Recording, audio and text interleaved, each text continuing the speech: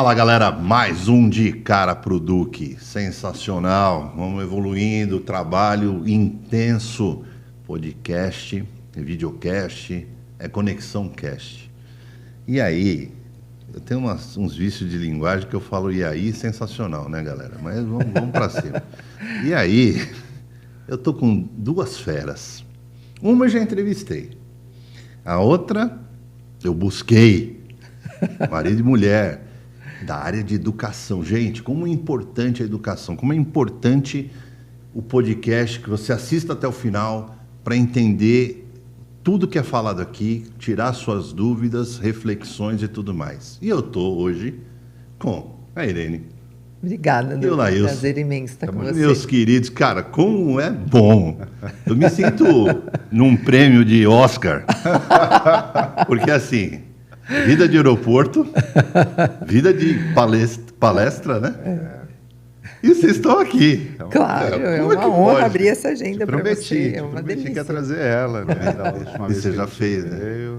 Eu vim e, enfim, sensacional. Quero te parabenizar pela sua mudança também aí, né? A gente estava comentando ali do bonequinho ali, né? Você aí tá entrando num shape, tá cuidando da saúde física também, da saúde mental. Mente, corpo parabéns, e alma. Tá bem diferente da última vez que eu vim, né? Foi, né? Então, sensacional. Parabéns aí pela atitude, pela mudança. Meu querido. Isso é importante ressaltar também. É importante porque a gente tem que estar na evolução, né? A vida é uma evolução, né? É isso mesmo. E a gente entender que o autocuidado é parte essencial, é pilar essencial dessa evolução, né? Às vezes a gente não quer fazer atividade física, às vezes a gente não quer sair da cama, do conforto, da casinha da gente, mas aí a gente lembra de todo o benefício que aí isso tem que ir de traz, pijama, né? Não, hoje foi sensacional. Você sabe que eu falo que aqui é sala de estar, né? Então não tem script, nada. A gente vai falando. Mas foi sensacional. Vamos lá. Aí entra a cera. Não dá, né? Mas isso é uma educação, né? E 6 horas para academia, você tem que ir de pijama, né? Porque senão não tem condições. Nesse frio... Não tem condições. 12 graus em São Paulo, não faz sentido. Mas puxando esse assunto, porque reinventando a educação. É um projeto lindo, que você vai contar, né? Todo esse passo. Mas só um gancho. Falando de educação, desse negócio da academia, educação é um termo usado para eu tenho que estar condicionado a alguma coisa? Estou correto nesse pensamento ou não? Não condicionado, mas educação, a raiz da palavra é exducere, né? É conduzir de dentro para fora aquilo que você tem de melhor. Então, isso é a essência da educação. Está tudo aí dentro, se supõe, né? E aí você tem que ter a coragem de fazer essa condução de dentro para fora, entendendo aquilo que vai beneficiar a sua primeira casa, que é o seu corpo, aquilo que vai beneficiar a casa comum, que é o nosso planeta, né? Então, a educação devia ajudar a gente a se perceber dessa maneira, entendendo como que a gente pode ser melhor e como que a gente pode fazer melhor para as pessoas com quem a gente convive e para o planeta que a gente habita, que é a nossa casa comum, né? A gente que é filho de imigrante, muitas vezes chega aqui no Brasil e entende o Brasil como um local de passagem, às vezes, no inconsciente, né? E não cuida deste país. Só que cuidar deste país, cuidar da sua casa, da sua rua, da sua cidade, do seu estado, do seu país, é cuidar da casa comum, que é o próprio planeta. Então, a gente devia, principalmente agora, ser muito educado para a gente cuidar dessa primeira casa, porque quando você cuida do seu corpo, você está cuidando da sua mente, então não é uma questão estética só, né? E a gente devia ser muito educado para cuidar dessa terra comum, dessa casa comum, que é o nosso planeta. E o início somos nós. O início somos nós. A educação, ela parte da educação do sujeito para a educação do coletivo. Boa. Porque senão não consegue cuidar do resto. Não. Aí a gente entra no negócio que eu inventei uma sigla aí. É meio doido, né? Duque, eu gosto das suas siglas, hein? Você gosta do negócio aí? Mas você sempre tem alguma coisa ali, você traz uma novidade e tal. Sei lá, mas às vezes é meio doido, né? Às vezes tem que ser barrado. Eu vou viajando muito. Chama GPD. O que é esse negócio de GPD aí? GPD. Gerar pressão desnecessária. Porque às vezes a gente gera uma pressão, ou alguém gera uma pressão em nós, indiretamente, ou nós mesmos, como você disse, né, de ter esse cuidado do corpo, da alma, do pensamento e tal, e a gente gera uma pressão autônoma. E a gente não consegue viver nesse cosmos, né? Não consegue viver dentro desse processo. Como é que vocês pensam nisso? Tem NR agora. Como é que é isso? Como é que desenrola? Como é que eu consigo viver bem? Cara, GPD. Gerar pressão desnecessária. Bacana, vamos adotar. Deixa eu começar pela educação, e aí você vai... Eu ia dizer, claro, você mas eu ia falar que isso aplica em todas as áreas da vida, né? É isso, a gente começa pela educação e vai lá na fase adulta, que é a fase do trabalho, né? É fantástico isso que você criou, é muito importante, e a gente precisa lembrar da parte cultural. Culturalmente, a gente vem de uma herança, de um legado cultural de guerra. Então, a gente foi educado para ter uma liderança pelo medo, pela opressão, né? Então, os teus pais, os teus avós, os meus avós vieram para o Brasil, por exemplo, fugindo de guerras da Europa para cá, né? Então, é toda uma geração construída com base num legado de liderança pela opressão, pelo medo e numa mentalidade de guerra, que é essa mentalidade de medo, insegurança, escassez, estado de alerta constante e pressão. Então, as gerações anteriores, e a nossa até, foram gerações educadas para entender que as pessoas funcionam pelo medo. As pessoas só vão funcionar pelo medo, pela agressividade, pelo autoritarismo. E aí eu acho que a boniteza da gente se rever enquanto educadores, porque todos somos educadores em algum aspecto, e aprender com os jovens, porque essa juventude vem para dizer assim, não é porque você é meu chefe que você manda em mim. Não é porque você é meu chefe que você vai me pressionar desta maneira. Nós podemos ter uma conversa e você vai precisar assumir que o seu rendimento depende da minha força de trabalho. Então, essa hierarquia e essa pressão que você quer impor, comigo não vai funcionar. Ou a gente senta para conversar sobre como a gente vai trabalhar junto na base do respeito, ou você vai ficar com o teu sonho de negócio aí, eu vou para minha casa, nem que eu faça parte da geração, nem estuda, nem trabalha, mas eu não vou vender minha alma para o diabo, e no caso o diabo é você. Não vai submeter. Exato. Então, é interessantíssimo essa sigla que você traz e dialoga muito com o que o Lailson tem trabalhado por aí a respeito da NR1 e dos aspectos que envolvem os riscos psicossociais no trabalho, né, Amanda? Acho que é perfeito a sua colocação, porque eu já faço um golaço aqui, né? Já dou a dica de um livro interessante que fala sobre isso, que é a Organização Sem Medo, da Amy Edmondson, de Harvard, né? Isso. Então, culturalmente, a gente veio desse cenário de guerra, isso se introduziu na educação e no trabalho, e agora a gente precisa entrar no que a gente chama de segurança psicológica, que é um pilar do trabalho do século XXI. Não há segurança no trabalho sem segurança psicológica hoje. Não tem como. A NR1, como você disse, ela atualizou, né? As empresas, de uma maneira geral, empregadores, liderança e funcionários, estão incomodados com isso. Isso é ótimo, né? Que gerou um incômodo. O que a gente não pode agora é acomodar novamente, porque adiou a multa, né? Se supõe que só vai multar a partir de 2026, mas está acontecendo agora esse cenário de adoecimento. Tem muita mental. gente. É no mundo. Muita gente no mundo, né? Então, chegou aqui para nós, no Brasil, depois de uma matéria espetacular que saiu lá no G1, trazendo os números, que você sabe muito bem, subnotificado, obviamente, por conta das relações de trabalho, que mudou também, né? Mudaram as relações de trabalho. Então, hoje, os fatores de riscos psicossociais estão vindo ali dessa organização que ainda está botando medo, silenciando as pessoas, e isso, consequentemente, adoece. E que bom que a gente tem essa geração, que a Irene trouxe para nós, que é a chave da mudança, né? Porque sem eles a gente vai continuar adoecendo. Porque eu vejo que eu era de uma safra que a subserviência era total, né? Então, eu tinha lá, você tinha aquela cultura, né? Você vai trabalhar, então você tem um chefe, não existia a figura do líder.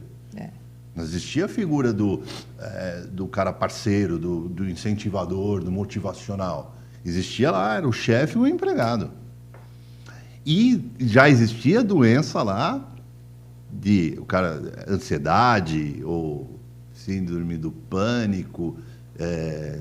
Agora a gente está falando de burnout. Hoje a gente está falando de burnout. Mas existia e era modinha. ninguém cuidava disso. Ah, você está com... não era só modinha, era uma questão atribuída ao sujeito e ao sujeito como fraco, né? Fraco. Porque você é um fraco, você não dá conta, você não está apto para isso, então a gente vai se desfazer de você para pegar um próximo. E aí o que o mercado foi vendo também, né? Eu me desfaço de você, pego o próximo, mas daqui 2, 3 anos o próximo está no mesmo quadro.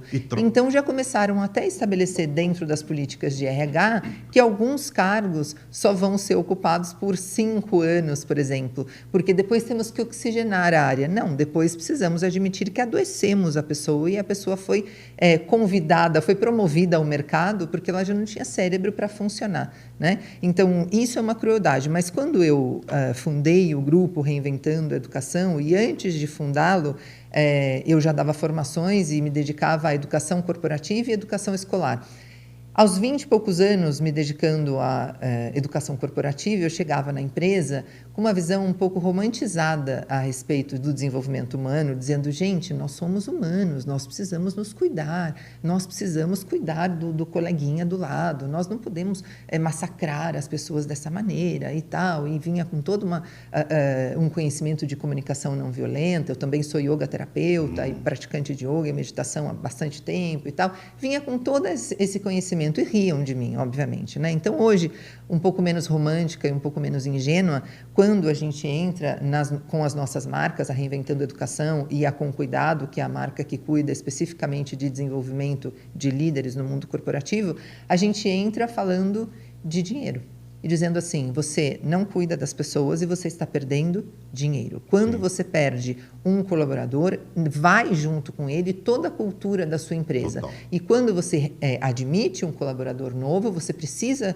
formar esse colaborador novo e para que ele consiga ter pelo menos um pouco de desempenho, um pouco da desenvoltura daquele que foi, talvez você demore 1 ano ou mais para que isso aconteça, sobrecarregando alguém que vai precisar treinar essa pessoa aqui para fazer aquilo que o que foi embora dava conta de fazer. Então, hoje a gente fala de dinheiro, de perda de dinheiro, né? Quando você adoece um trabalhador na sua empresa por conta de haver gerado pressão desnecessária, por conta de GPD, que agora a gente já incorporou, né, como parte das nossas palestras. Quero que vocês usem. Pois é, já estamos usando. Muito obrigado. Então, quando você adoece o seu colaborador por conta de GPD, o que você está fazendo, na verdade, é gerar um passivo trabalhista, é gerar um problema de que não há estratégia de retenção ou atração de talento suficiente para resolver. Sim. E resolveria de uma maneira ética. E agora a NR1 chega para mostrar como se resolve isso, né? Então, quando o Laílson, por exemplo, com toda a expertise dele de engenheiro de segurança do trabalho, entra numa empresa, ele vai mostrar coisas que eu vou te dizer, Du, que eu fui gestora há bastante tempo. Eu conheci o Laílson há 5 anos. Há 5 anos eu descobri que eu não sabia. Sabe aquele ponto da ignorância de não sei que não sei? Eu descobri que eu nem sabia que não sabia um montão de coisas relacionadas à gestão. Então, a gente precisa formar uma nova leva de gestores, de líderes, capazes de entender novos indicadores, capazes de dar lucro para a empresa, enquanto contribuem para que a empresa cumpra também com uma função ética, que é cuidar de pessoas. Não é a mesma coisa ter o Duque aqui e ter esse copo. Esse copo tem uma função, ele pode quebrar, eu reponho. Mas o Duque é gente. E gente tem cultura, sabedoria, conhecimentos. São coisas diferentes. Que a máquina não tem. E são coisas diferentes. Exatamente. Eu lembro que meu pai não tinha estudo nenhum, mas ele tinha uma cultura absurda. Isso. Então, eu começo a entender que ali eu tenho que dividir realmente. E o líder, eu fui líder, viajei o Brasil inteiro, treinei muita gente. E olha que interessante, eu mudei o meu foco, porque eu tive que ser líder nessa geração nova. Então, eu não conseguia liderar mais do jeito que eu liderava. Eu sempre liderei de uma forma humanizada. E tanto é que eu estou num segmento de trabalho, que eu falo que a área de segurança é mais um RH do que a área de segurança. Porque a gente contrata a terceirização. E então tem que ter um RH humanizado. Como é que eu chamo essa pessoa e ele enxerga a empresa? Porque é ali que faz total diferença. Você está ajudando a gente a mudar alguns termos da nossa assessoria, a gente vai ajudar você a mudar um também. Qual é? Que é esse humanizada. A gente costuma dizer assim, a gente tem hoje 3 gatos, a gente tinha 4, um foi embora, a gente tem hoje 3 gatos. Quando a gente leva os gatos ao pet shop e está escrito lá, oferecemos atendimento humanizado, a gente diz, ai, que legal, né? Porque se eu disser para a Xuxa, para a Chica e para a Naomi Campbell, que são as minhas gatas, que elas são gatos, elas vão precisar de terapia, porque elas têm certeza que elas são gente, entende? Então, que o meu pet shop ofereça atendimento humanizado para os meus gatos, isso é um baita diferencial.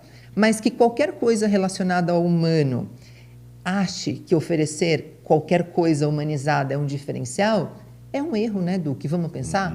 Porque se é de humano para humano, só pode ser humanizado. O que a gente precisa fazer é fazer com que essas relações sejam humanizadoras, ou seja, nos tornem cada vez mais humanas, e a gente precisa perder o medo de usar uma palavra que é amorosas. As relações precisam ser mais amorosas. Acolhedoras. A gente tem medo de falar de amor. É amor. A gente também vem de uma geração de guerra, de dureza, de escassez, de medo, de fome, e que falar de amor era um negócio piegas e que não entrava no mundo do trabalho. Acontece que não é romantizar. A gente tem um programa chamado Liderança Amorosa, e não é romantizar você querer uma liderança amorosa. Romantizar a vida e as relações de trabalho é você achar que você pode estar 8, 10, 12 horas num espaço de trabalho, que é mais do que a metade do tempo que você está acordado, sofrendo GPD, sofrendo pressão desnecessária, sem adoecer. Isso é romantizar. Romantizar e ser ingênuo, é ser muito ingênuo, achar que você pode estar 8, 10, 12 horas convivendo com pessoas, um pressionando o outro, um competindo com o outro, sem adoecer. Muito ingênuo. Você me deu uma lição que agora, olha, viver assim. Parei com o negócio de humanizado. Porque humanizado... Não, é verdade. Porque o negócio é o seguinte, eu posso deixar um porteiro dentro de uma guarita. E falo para ele, não, você está sendo humanizado. Porque tem um banheiro, porque tem água, porque tem um café e tudo mais. Não. Você tem amor, porque eu sei que você está em pé 12 horas, mesmo tendo o café, o banheiro e a água, mas você está numa posição insalubre, está em pé, você tem que ficar... Olha, é uma diferença, não é? Estou falando. E custa o que para você O que a gente traduz aqui? É cultura ou ensinamento? Aqui é um ensinamento. Ele vai virar cultura quando a gente repete isso. Quando a gente consegue repetir isso várias vezes, a gente transforma isso em cultura. Mas é ensinamento. Mas hoje, nesse momento, é ensinamento. O que você fez para mim aqui do humanizado é ensinamento. Foi uma troca. Essa troca é um ensinamento. Boa. E aí, conforme você vai multiplicar esse ensinamento lá na sua empresa e repetir isso ao longo dos dias, isso se torna uma cultura. Aqui, na nossa consultoria, a gente tem uma consultoria chamada Com Cuidado, que é para o cuidado com o líder. A gente trabalha com a cultura do cuidado. A cultura do cuidado começa pela formação de uma liderança amorosa. É assim que o nosso programa se estrutura. Uma liderança amorosa é aquela que não aceita falar de relações humanizadas, porque relações de humano para humano já são humanizadas de por si. Ou seja, a palavra ali, é literal. Ela precisa falar de amor. Então, amor é eu entender que você existe, respeitar a sua existência tal como ela é, como trouxe o Laílson, o conceito de segurança psicológica, né? A segurança psicológica, pelo conceito da professora Amy Edmondson, é você poder ser quem você é, sem medo de ser desprezado, rejeitado ou perseguido, e ser amado. Não é pouca coisa. Mas a NR e a gente entende pode isso? fazer isso. Ou quer dizer, eu vou fazer outra pergunta. Você me falou assim, ó, a multa foi lá para frente. Quando eu falo de multa, eu falo imposição. Eu só faço se eu... Por força de lei. Força de lei. Então a gente vem naquela situação lá da guerra, não sei o quê. Eu cansei disso. Eu quero viver... Como é que eu faço a NR funcionar e colocar esse amor na cabeça do líder e do CEO ou dono de uma empresa que tem lá os seus funcionários? Começa pela alta direção. Se a alta direção não entende isso, ela não consegue comunicar, porque é a autoridade máxima. Autoridade máxima. O dono da empresa. É o dono da empresa. O acionista, enfim. Se ele não tem esse conceito, se ele não entende isso como prioridade... Né, então tem que ser na multa. Ele não vai conseguir... Pois é. Ele não vai conseguir passar isso para os líderes dele, né? Porque o líder tem um papel fundamental, né? Também pode ser uma vítima, o líder de um sistema que é opressor. Então, para a gente conseguir aplicar a NR1, não tem jeito. É responsabilidade da organização. E começa com quem? Com a alta direção. Ela que vai dar suporte para a cultura da empresa, para a cultura de segurança e saúde do trabalho, ela que vai dar o suporte financeiro. Treinamentos, né? E tudo mais. Através de políticas, ela que vai trazer as políticas, os direcionamentos, né? Instalar canal de denúncia. Vai partir daí, né? Uma roda de conversa onde quem tem o poder, de fato, né? A gente chama de o poder da caneta, o poder da caneta. Ele que vai instituir uma cultura e ele que tem que fiscalizar isso. E a gente tem lá na engenharia de segurança o implantar e o implementar. O que é implantar? A NR1 está aí, vamos implantar. Criamos todo o cenário. Vamos treinar todo mundo. A implementação é a continuidade disso ao longo do tempo. É acompanhar se aquilo está sendo executado. Pegar um PDCA, ferramenta da qualidade, e fazer o programa rodar até que isso se torne uma cultura. Entende? Então, quando a gente traz os nossos programas baseado no amor, né, no amor, a gente quer traduzir, porque o líder, ele precisa amar. Não, mas eu acho sensacional. Quem ama, cuida. Eu instituí outro negócio aí. Mais uma aí, que é um momento carinho. Então eu pego lá, é maluco, isso que vocês estão falando está conectando muito com o que eu, sem querer, estou fazendo ou pensando. Aí eu ligo lá para a pessoa, e aí, tá tudo bem? É isso. Tá tudo bem. Estou aqui. 2 minutos, uns 10 segundos, 1 minuto. Para o seu colaborador, você disse. O colaborador, amigo, parente, para todo mundo. Eu vou trazer uma contribuição, o Lailson falou de um livro, eu vou trazer um outro livro. Um livro de um professor meu de neurociência, eu sou especialista em neurociência e comportamento, e tive um professor muito querido, o professor Pouzak. O professor Pouzak criou um livro chamado Trust Factor, Fator de Confiança. Ele diz que o fator de confiança é o que, de fato, neurocientificamente falando, traz alta performance. A alta performance ela é gerada a partir do fator de confiança. Ele diz assim, os ambientes que funcionam à base do GPD, do gerar... ele não disse isso, hein? A gente está aqui reinventando aqui a teoria do Pouzak. Professor, desculpa, a gente está interferindo. Estamos juntos. Mas a empresa que funciona a partir da geração de pressão desnecessária, ela produz muito cortisol. Quando esse cortisol é o neurotransmissor do estresse. Quando você está muito nervoso, muito tenso, porque tem um prazo, porque todo mundo está te pressionando, sobe esse cortisol. Isso, a longo prazo, pode te dar, inclusive, um estresse crônico. Então, você começa a ter insônia, você começa a não dormir bem. Não dormindo bem, o seu organismo não se regenera. Você começa a adoecer, você toma péssimas decisões, você não consegue se relacionar com as pessoas porque você se torna uma pessoa reativa. Então, qual é o papel do líder, na verdade? Baixar esse cortisol e subir a ocitocina. Ocitocina é uma química tão poderosa no nosso organismo que, por exemplo, as mulheres que têm filhos, no momento do parto, se diz que é o momento culminante de maior liberação de ocitocina. Porque você já percebeu, conversando com as mulheres que têm filhos, que podem parir, que pariram, como é uma dor sem vergonha? Porque está ali gemendo, chorando, com aquelas caretas e tal.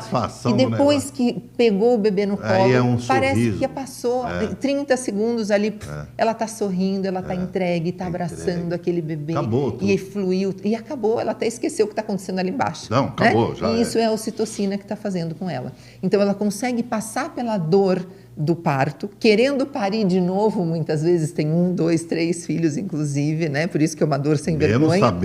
Mesmo sabendo tudo que vai passar ali durante os 9 meses e no momento e tal, por esse momento culminante de prazer da ocitocina. Então, a gente libera a ocitocina em momentos, por exemplo, como este, no momento do orgasmo sexual também, sabemos, entendemos como é isso, gostamos também. Tem que ter ocitocina no mundo, né? Mas a gente te libera aqui agora um abraço. Se eu te dou um abraço, eu estou liberando ocitocina. Se eu mando essa mensagem de que você falou... carinho. Isso. Se eu invisto nesse momento carinho, eu estou liberando ocitocina, baixando o cortisol e gerando isso que o Lailson trouxe, que é o ambiente de segurança psicológica, que é justamente o que vai dar alta performance. Do que a gente precisa hoje? De líderes amorosos dispostos a sentar aqui esse tempinho para ouvir só essa equação que eu acabei de falar aqui.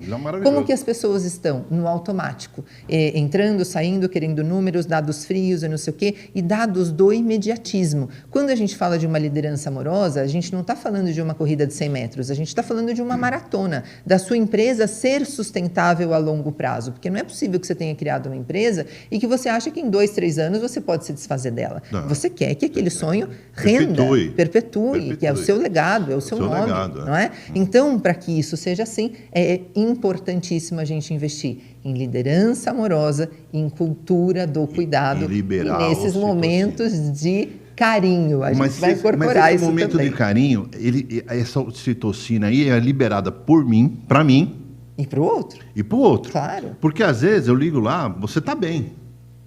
E tudo bem, eu melhorei teu nível de coisa.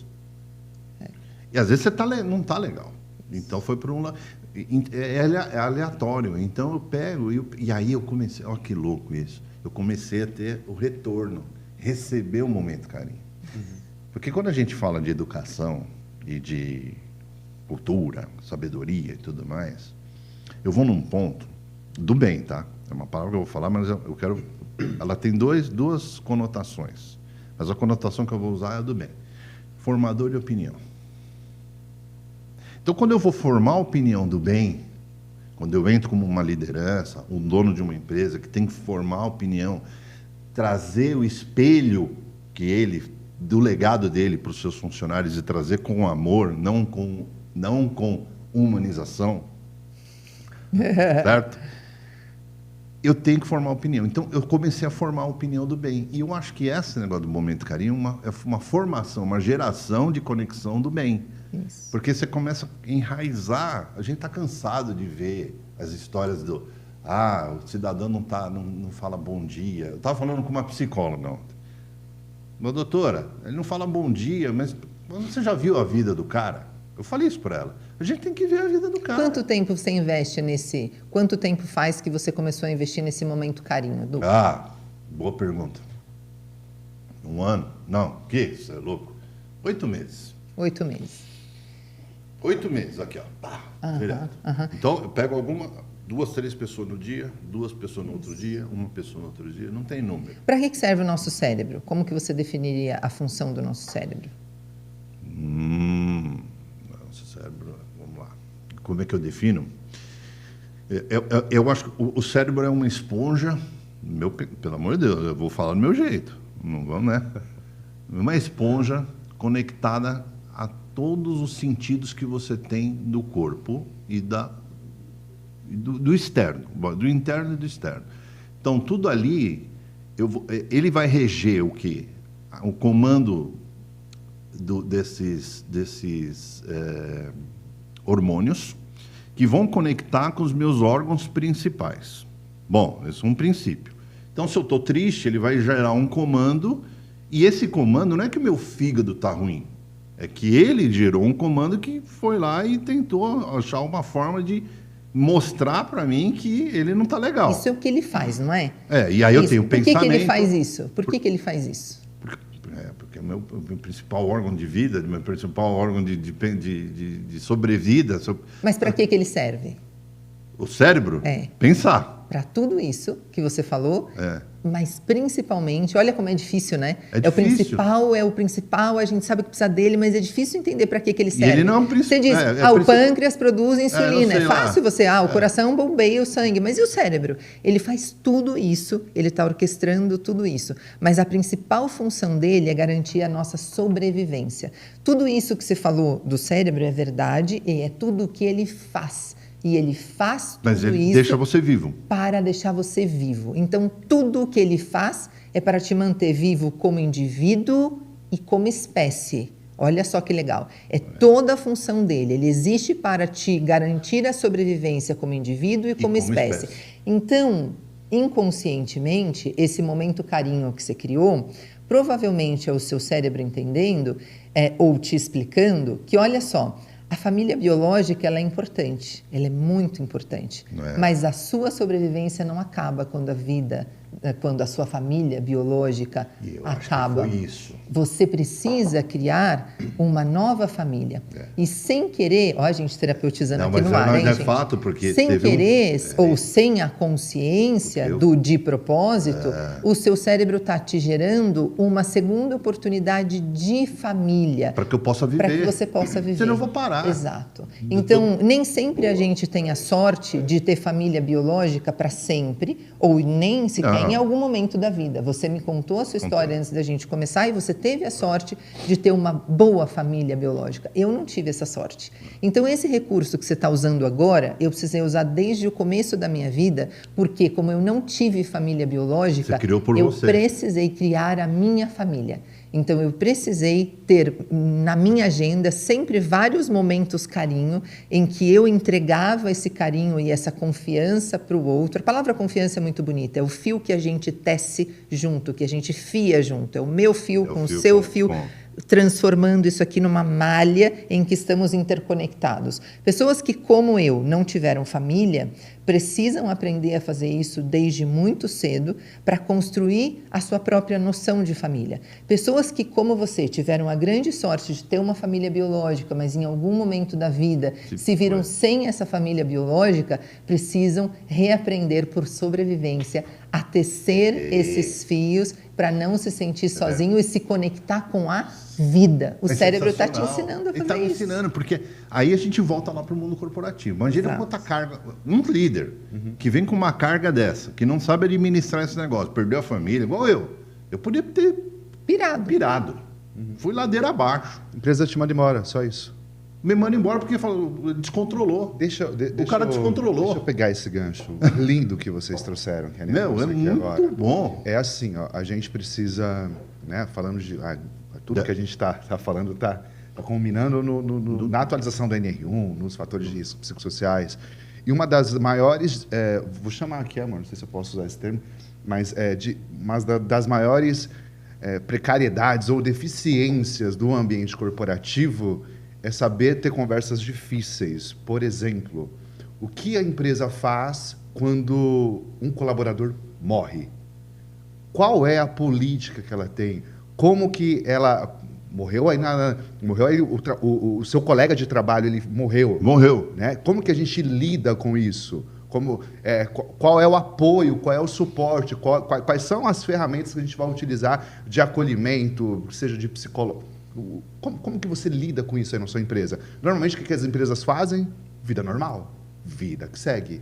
Não tem um momento para o luto, não sabem como lidar, o líder fica ali, a empresa não manda nenhum representante lá para o enterro, para o velório, acolher a família, né? E isso gera um trauma para a equipe, para todo mundo. Então, olha o problema que isso é quando a gente não olha para isso. Porque o cara pensa assim, o coleguinha, se fizeram isso com ele lá, não souberam lidar, e eu? Não, mas eu falo isso... Desestimulou todo mundo, aí vai todo isso, mundo pra vala. Assim, não vivo, cara. Em todos os setores, de trabalho, independente se é construção civil, se é da área administrativa, enfim, um funcionário morreu. Como é que eu lido? O que a empresa faz? Qual é o papel do líder? Como que a gente lida com a família e com os colegas de trabalho, que, como a Irene trouxe pra gente, também acaba sendo uma família. Né? A gente cria, Você vive muito mais tempo, às vezes, no ambiente de trabalho do que... E aí, de repente, você tem essa perda e como que a gente lida com isso? Para isso, a gente precisa conversar. A gente precisa trazer esses temas, porque não passa na sua cabeça, não passa na sua, passa na cabeça do engenheiro de segurança do trabalho que faz de tudo para que isso não aconteça, entende? Só que se acontecer, como que a gente vai lidar? Então, a gente pensa, esse é o modelo de pensamento. A gente pensa na prevenção, aqui no meio, né, nas medidas de controle e no pós. Tá, e agora? O que a gente vai fazer? Porque a empresa vai continuar. E quantas conversas o engenheiro de trabalho teve Porque eu falo de quebrar bolhas, quebrar as membranas dos departamentos. Realmente, o engenheiro de trabalho tem que chegar lá no RH e ser ouvido pelo RH. Para falar, vamos fazer um treinamento, conscientização. Eu estou no ramo, vou fazer 56 anos. O que você está me falando agora é tão importante, e na minha vida pregressa, eu passei em empresas de alimentos grandes, gigantes, empresas de segurança gigantes. Nunca teve uma fala assim, como vamos tratar isso, esse ponto específico. Por exemplo, o colega que faleceu. Trouxe a morte, mas poderia ser um afastamento por saúde mental. Um acidente. Vamos a gente precisa falar todo mundo sobre isso. E fazer um treinamento, uma fala aberta. Nunca. Tem uma... Vocês estão trazendo um ponto aqui sensacional. Tem uma coisa que fazendo sentido? Nossa, demais. Tá? Demais. Tá gostando muitíssimo. Isso começa, né? A NR1 tá bem famosa agora, mas tem uma outra NR que é para ser tão famosa quanto que é a CIPA. Então. NR5. Então, são representantes dos trabalhadores e dos empregadores. Então, numa mesa redonda, pelo menos uma vez por mês, a gente vai conversar e vai falar sobre isso. E está todo mundo convidado da empresa a participar dessa comissão, a participar das reuniões, das inspeções no ambiente de trabalho, né? Para a gente ver como é que está, para a gente sentir o clima. As reuniões que eu faço de CIPA, né? Nas empresas por onde a gente passa, ela começa numa mesa e continua andando pelos setores de trabalho, vendo, ouvindo, sentindo o ambiente, porque senão fica só lá para a área da segurança do trabalho e não vira cultura. É ali que você vai mapear. Não vira cultura. Então, aí vira cultura. O cara fala assim, vai ter CIPA, hoje é chato, isso aqui não vai. Mas por quê? É uma empresa humanizada e não é amorosa. Olha aí. Maravilhoso, é isso. Não já entrou aqui na minha cabeça aqui. E aí você não consegue ter a cultura, você não consegue mapear. Você não vai fazer. Aí você não consegue engajar as pessoas. Mas você sabe a estupidez? Você vai ter que fazer PGR e todas essas siglas que o Lailson traz de Engenharia de Segurança do Trabalho, você vai ter que fazer. Só que, em vez de você fazer porque você tem que fazer, você ser um líder amoroso é você sentar e dizer, eu escolho fazer. Eu estou escolhendo fazer esse PGR e eu vou escolher fazê-lo de maneira certa. Amor. Não assim fazer um documento para engavetar ou para protocolar, põe o selo aqui e protocola. O PGR, o Programa de Gerenciamento de Riscos, eu faço ele com você, eu faço com... Não para você, né? A gente estaria rico. Não é para você, mas é com você. A gente estaria rico como consultor se as empresas, se a gente aceitasse o que as empresas propõem, que é a gente fazer por você. A gente não aceita. Mas a gente paga. Não, a gente entendeu que você paga. Mas não, isso não é honesto. Isso não é o que a gente trabalha. O nosso trabalho não é sobre isso. É sobre você usar um documento que você tem que fazer, mas você sair do lugar tem o quê e você entrar no lugar do escolho fazer como eu vou fazer isso e como eu vou sair melhor do processo de elaboração desse documento. Dentro da escola, como a gente fala de educação escolar e corporativa, dentro da escola, além do PGR, a gente tem um outro documento, que é o RG de toda a escola, que é o PPP, Projeto Político Pedagógico. Dentro do PPP, precisa estar lá o que a escola vai fazer, de que forma a escola, a educação vai funcionar aqui, quais são os pressupostos do que é educação e do que é aprendizagem nessa escola. O PPP precisa trazer isso. A gente também é contratado, as pessoas querem contratar a gente para confeccionar PPP num copia e cola e mandar para a escola. E a gente diz, não, a gente vai ficar pobrinho se a gente depender desse dinheiro aqui, porque a gente não vai aceitar isso. Um PPP, assim como um PGR, são documentos que precisam de uma liderança amorosa e democrática, que se propõe a ter essas conversas difíceis que o Lailson está dizendo, mas que todos possam participar. Quando todos participam, o sentimento de pertencimento cresce. Então, sabe toda aquela grana que gastam para o team building? Está ali. na construção deste documento oficial da empresa, você já está fazendo a construção de time. Aquilo que você acha que vai conseguir fazer, alugando um hotel e pagando bebida, open bar para todo mundo, não é por aí. É fazendo o que precisa ser feito, mas escolhendo fazer o que precisa ser feito. Você sabe que alguns treinamentos que o Lailson dá, algumas empresas querem que o Lailson dê alguns treinamentos, por exemplo, fora do ambiente da empresa. Mas espera, é um treinamento sobre segurança do trabalho. O Lailson precisa mostrar a rota de fuga, precisa mostrar como faz para apagar um incêndio. Não, mas a gente quer um dia de, qual é o termo? Descontrair, um dia de descompressão.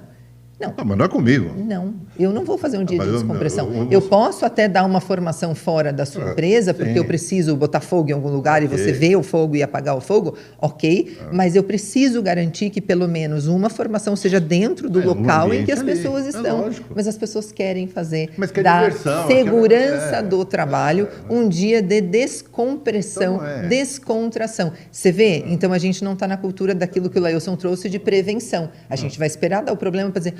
E agora a gente faz como para resolver? Tem que chamar lá, então, o personal trainer lá para...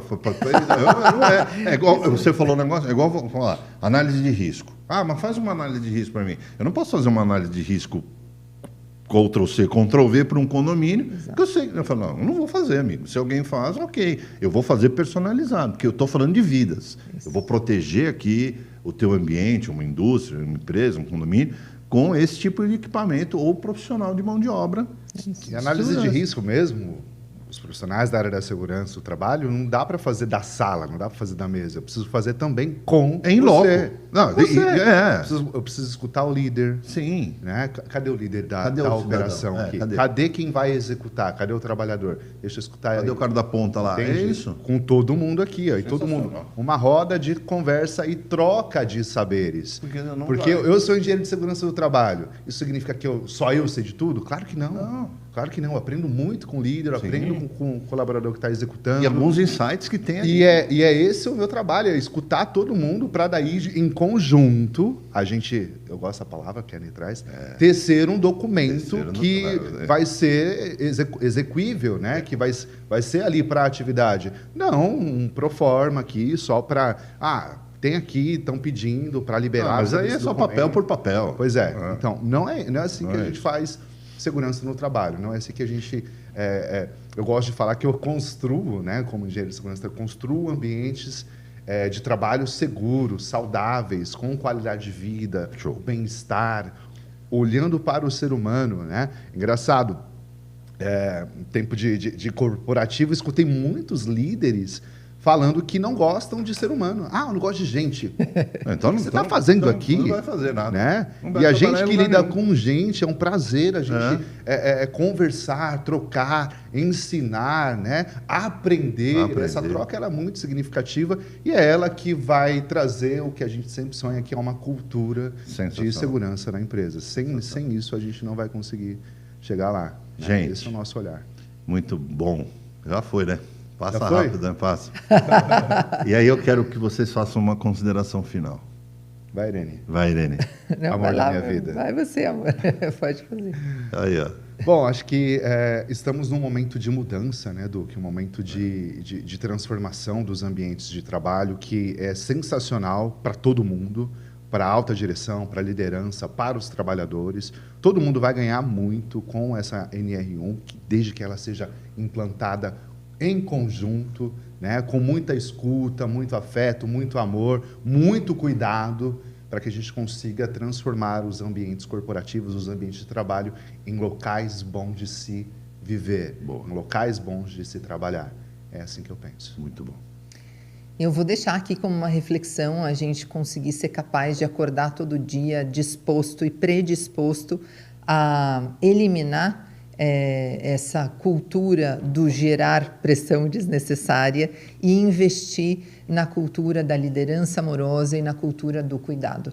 Não só porque é ético, não só porque é do humano, mas porque também traz lucro, né? Então, a gente pode ter muito mais lucro ainda quando a gente cuidar do principal ativo da nossa empresa, que é o colaborador, e quando a gente entender que não é o cliente que está em primeiro lugar, é o colaborador que está em primeiro lugar, porque é o colaborador que cuida do meu cliente. Então, quando eu cuido da experiência do meu colaborador, quando eu cuido do meu colaborador com amorosidade, esse colaborador está muito mais aberto e disposto a cuidar daquilo que eu preciso que ele cuide, que é do meu cliente. E é assim que o trabalho dele ganha sentido e é assim que eu, como empresária, tenho aquilo que eu quero, que é lucro, e lucro sustentável, e lucro a longo prazo e um legado. Se a imagem da empresa é manchada publicamente porque os colaboradores estão saindo adoecidos, é muito difícil de essa imagem ser recuperada,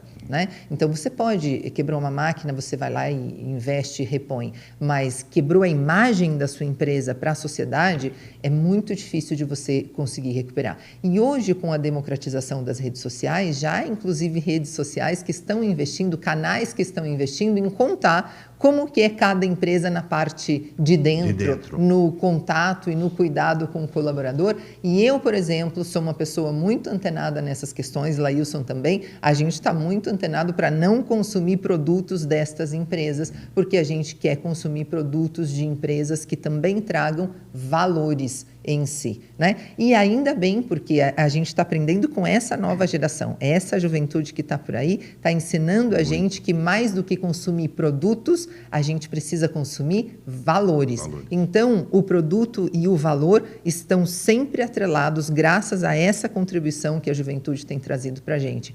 Então, é bom a gente cuidar de quais são os nossos valores, entendendo que isso gera mais engajamento, mais a fofoquinha da rede e a fofoquinha do bem. Vão falar muito mais da minha marca e muito melhor da minha marca se eu estiver cuidando dos meus colaboradores. Então, todo aquele investimento em team building, em retenção de talentos e atração de talentos é muito mais otimizado, porque o dia a dia da empresa passa a fazer muito mais sentido. Já que eu estou tantas horas acordada e trabalhando, eu preciso que isso que eu estou fazendo tenha cada vez mais sentido.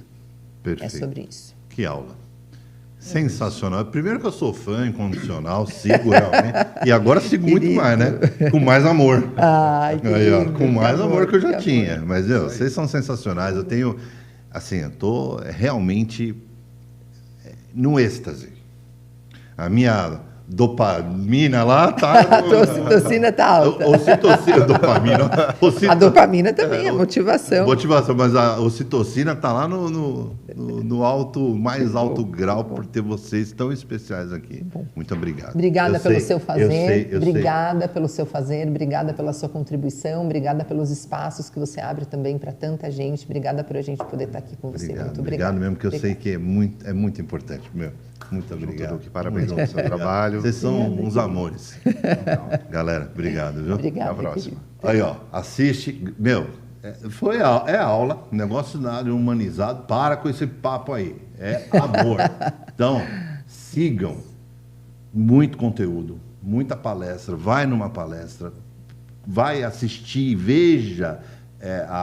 O Instagram, ele não está ali à toa, porque eles passam conteúdo desde da academia até o final do dia, até rimou.